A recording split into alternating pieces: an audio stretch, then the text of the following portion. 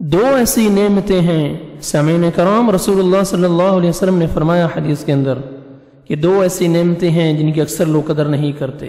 کون کون سی؟ ابن عباس رضی اللہ تعالیٰ عنہ سے روایت ہے، بیان کرتے ہیں رسول اللہ صلی اللہ علیہ وسلم نے فرمایا قال رسول اللہ صلی اللہ علیہ وسلم نعمتان مغبون فیہما کثیر من الناس الصحة والفراغ، نعمتان مغبون فیہما کثیر من الناس الصحة والفراغ، رواہ البخاری۔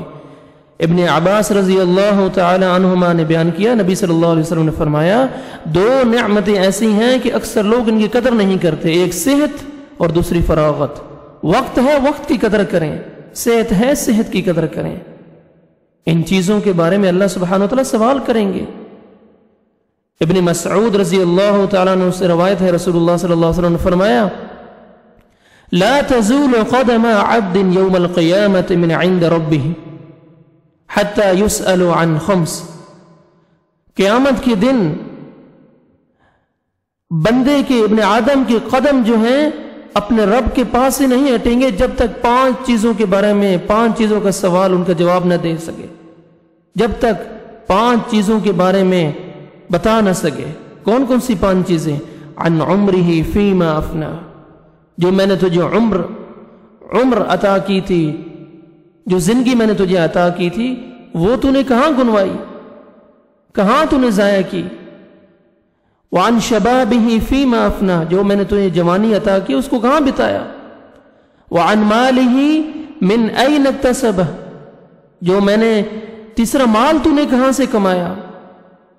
وفیما انفقا، کما کے تو نے اس کو خرچ قدر کیا۔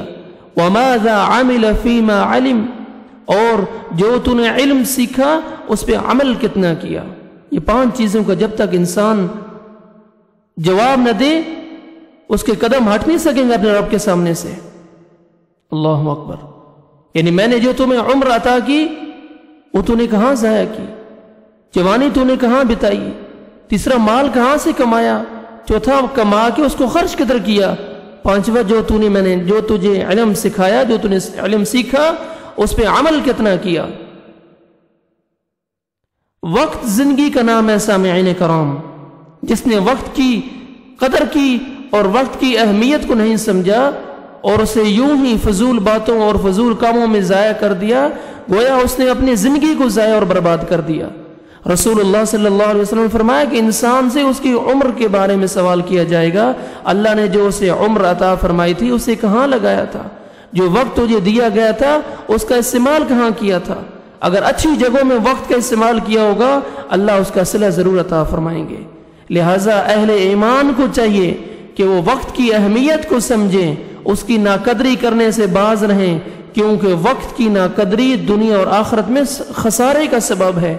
اللہ سبحانہ وتعالی سے دعا ہے اللہ سبحانہ وتعالی ہمیں ہر لمحہ اپنی رضا کے لیے صرف کرنے کی توفیق عطا فرمائے۔